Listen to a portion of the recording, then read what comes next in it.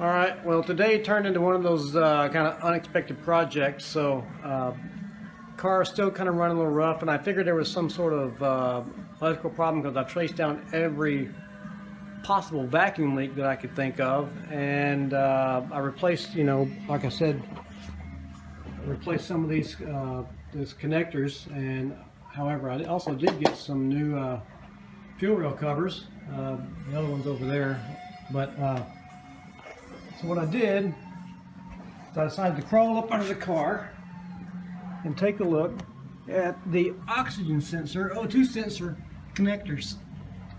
And I think that what you can see is the copper, the insulation is pretty much worn completely off of this wire. They were actually, let me see if I can get the light over here.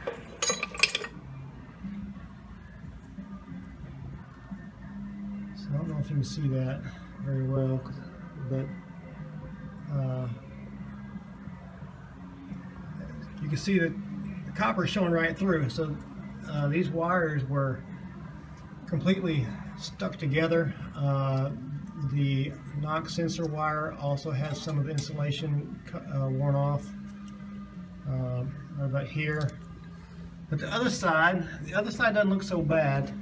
You will have to take the starter off to get to these wires, which is not really a big deal at all. Just 2 bolts hold it on there. You just unhooked the main cable wire, and also make sure you unplug unhook the battery. And this is the other wire here,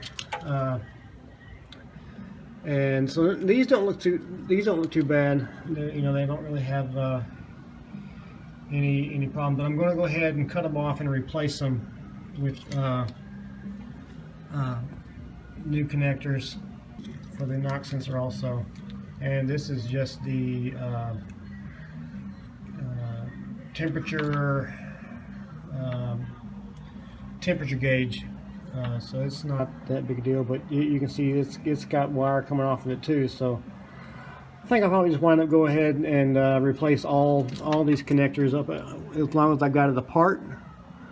Like I said, this side over here is the bad side, but it's going to be a challenge to get up in here and get these wires spliced in as far away from the connector as possible. So let me get the connectors, and I'll get them put on, and I'll see, go from there. And as long as you got the starter off, you might as well. My hands are dirty. Might as well take the opportunity to clean it off. A little bit of degreaser and a steel brush, and if the bottom of your car looks anything like mine, this thing was covered in oil and dirt, so now it pretty much looks brand new. So it'll look good when it goes back up underneath there, but that'll be the last time I'll see it looking like that. So.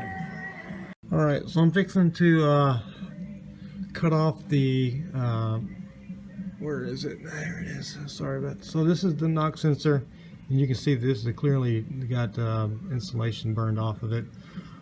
But what I did was I pulled these wires over the catalytic converter to this side, so that I can get plenty of length on it, so I can cut it off and solder it back on.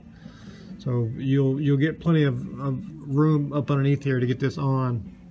If you pull all this bundle of wires, which you really can't see from here, but this is the knock sensor and the O2 sensor, which I've got shoved back up in here somewhere, are all on the same bundle coming down behind the block, between the block and the firewall.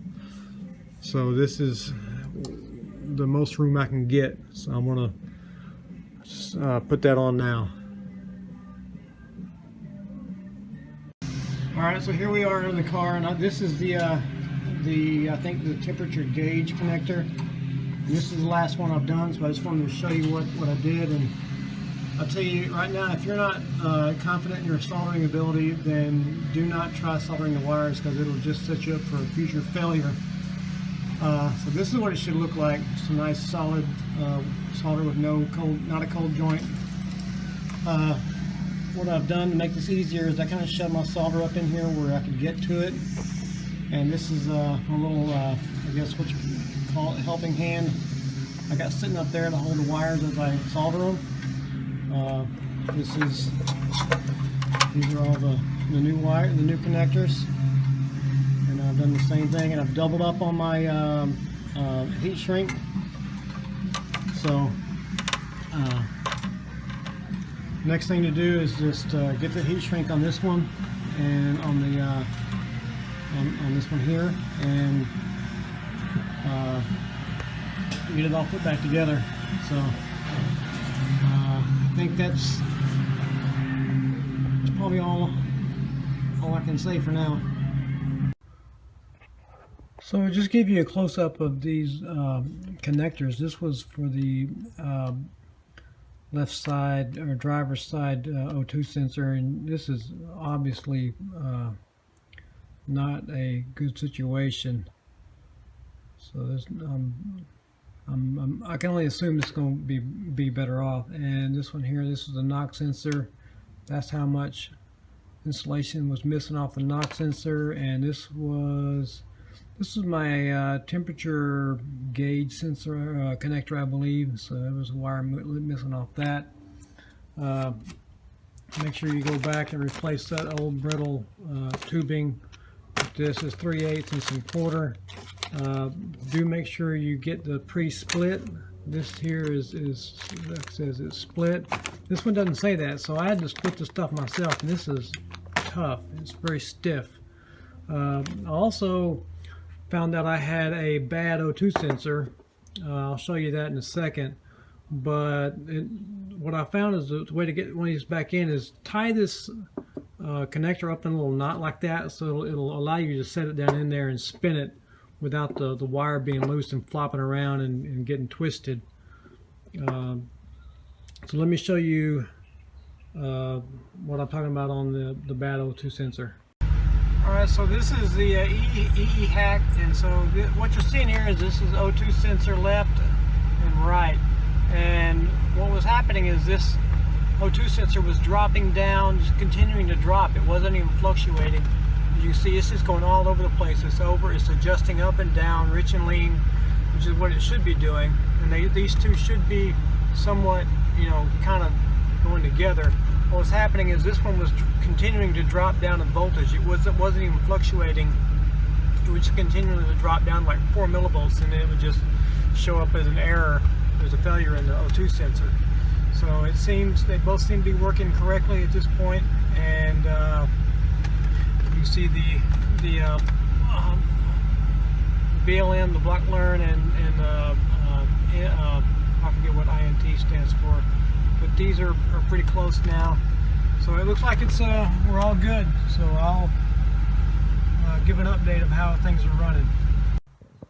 Well, that pretty much did the trick. It runs better and smoother than it's ever run since I've gotten it back on the road. So new connectors, new O2 sensor, about as good as I think I'm going to get it without doing any major engine work. So there you go.